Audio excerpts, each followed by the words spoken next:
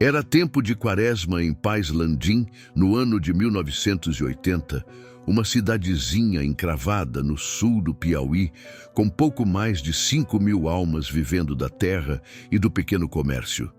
As ruas de terra batida, as casas de janela azul e os terreiros com galinhas, ciscando faziam do lugar um retrato vivo do sertão.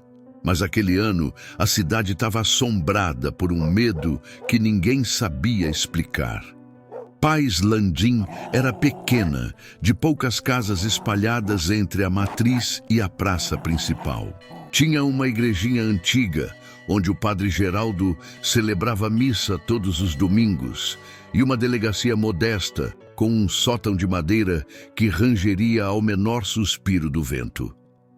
O sargento Ribeiro e o cabo Nonato eram os únicos policiais e passavam boa parte do tempo sentados na frente da delegacia, de olho em quem passava. O centro da cidade era formado por pequenos comércios, onde se comprava de tudo, desde mantimentos até querosene para as lamparinas. O transporte mais comum era no lombo de burro ou cavalo. Poucos tinham carro, e os que tinham eram os donos das terras mais prósperas ou os comerciantes mais velhos, como seu Firmino da Venda. A feira acontecia toda segunda-feira, dia sagrado para o povo se reunir e colocar a conversa em dia. Ali, no meio dos queijos, rapaduras e farinha fresca, as novidades corriam soltas, fosse sobre quem ia casar ou sobre quem tinha visto alguma assombração no mato. O primeiro sinal de que algo estranho acontecia foram os cachorros. Naquelas bandas, cachorro é bicho valente. Mas muitos estavam sumindo ou aparecendo estripados na beira dos caminhos de terra, entre Recreio, Jardim e Angical. Os mais velhos diziam que era coisa da caipora, o espírito dos matos que castiga caçador na quaresma. Os caçadores da região, como Zeca Filomeno, Tonho de Doca e o velho Bertino, não davam muita trela para essas crendices, mas quando os gritos passaram a ecoar nas madrugadas e vultos escuros começaram a rondar as fazendas, eles resolveram pegar as espingardas e ir para o mato investigar. O finado Zeca de Isaúra, do Recreio, sempre alertou sobre essas coisas e ninguém acreditava nele. Dizia que os encantados não gostavam de ser perturbados e que o mato tinha dono. Contava histórias de gente que sumia e não voltava mais, mas o povo ria e chamava ele de velho assustado. Agora, muitos lembravam das palavras dele com um frio na espinha. O prefeito Seu Osmar, homem de igreja e de palavra forte, não queria acreditar nessas conversas de assombração. Mas quando duas pessoas desapareceram, primeiro o jovem Damião, que tinha ido buscar lenha no Angical, e depois Dona Zefinha, que nunca mais voltou da reza na capela do jardim, ele resolveu pedir ajuda ao padre Geraldo. O padre, homem vivido e desconfiado das coisas do além, começou a visitar as famílias e a investigar com os policiais da cidade, o sargento Ribeiro e o cabo Nonato. As pistas levavam sempre para um mesmo lugar, a mata fechada depois do rio Gurgueia. Os roceiros diziam que lá vivia um grupo de gente estranha, uns bruxos que falavam com os encantados e invocavam entidades. O povo apontava o dedo para um tal de Seu Eurico, um velho curador que mexia com reza forte e ervas, e para sua neta, Ritinha, moça calada de olhar fundo. Diziam que eles tinham invocado a caipora para proteger os bichos da mata e que agora ela está fazendo justiça com as próprias mãos. Numa noite de lua minguante, os caçadores decidiram que era hora de resolver a coisa.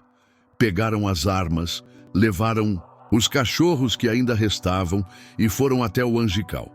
Lá, a escuridão parecia ter vida. Os galhos se mexiam sem vento e, de repente, um grito rasgou a noite. Um dos cães de Tonho deu um ganido forte e sumiu no mato. Quando foram ver, só restava um rastro de sangue. Mais adiante, o velho Bertino tropeçou numa coisa e caiu de costas. Era o chapéu de Damião, todo sujo de terra e com um fio de cabelo preso na aba. Foi nessa hora que o mato se abriu. Uma sombra grande, bicho ou gente, ninguém sabia dizer. Os homens atiraram, mas os tiros não acertaram nada. O vulto avançou, os cães ganiram e correram. Zeca Filomeno sentiu um tapa quente no rosto e caiu desmaiado. Quando acordaram já era dia. Estavam todos no meio do terreiro da casa de seu Eurico. Ritinha olhava para eles com um meio sorriso. O velho curador só disse: quem mexe com os encantados paga com a própria sorte. Agora vão e não voltem pro mato na quaresma. Ninguém nunca, mas viu a caipora. Mas os sumiços pararam. Só os mais corajosos ainda falam sobre aquela noite e juram que ouviram, no meio do mato, uma risada fina se misturando com o vento. Os dias passaram e a cidade foi retomando sua rotina, mas o medo ainda pairava no ar. O prefeito, seu Osmar, tentou desviar o assunto, ordenando aos homens que mantivessem vigília na igreja, como se a oração pudesse espantar os males. O padre Geraldo continuou suas visitas, perguntando aos moradores se viam algo estranho. Os policiais faziam rondas pela mata, mas ninguém mais teve coragem de adentrar no Angical. Zeca Filomeno e Tonho de Doca começaram a beber mais do que o costume, e sempre que a conversa vinha à tona, desviavam os olhos, como se vissem algo além do tempo. Bertino, o mais velho dos caçadores, largou a espingarda de vez e passou a frequentar a igreja todos os dias. Os moradores de Recreio, Jardim e Angical evitavam andar à noite e era comum ouvir portas sendo trancadas antes mesmo do sol sumir no horizonte. A jovem Ritinha continuava misteriosa. Diziam que ela via coisas que ninguém mais via, que falava com os bichos e escutava o sussurro do vento como se fosse voz de gente.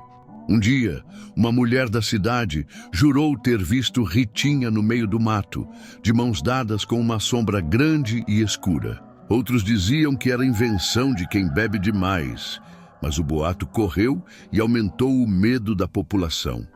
Com o tempo, a vida seguiu, mas a cidade nunca mais foi a mesma. O caso dos desaparecidos ficou sem resposta e as noites de quaresma se tornaram silenciosas demais. Alguns dizem que a caipora ainda ronda a mata, esperando por quem ouse desafiar seu domínio. E se escutar um riso fino entre as folhas, o melhor a fazer é rezar e correr para casa. Inscreva-se no canal Grandes Enigmas. Estamos prestes a alcançar 1000 inscritos. E cada um de vocês faz parte dessa jornada cheia de mistérios e histórias surpreendentes. Obrigado por todo o apoio e por acompanhar nossos conteúdos. Se ainda não é inscrito, não perca tempo. Se inscreva agora. Ative o sininho para não perder nenhum vídeo novo. Deixe seu like e compartilhe com os amigos.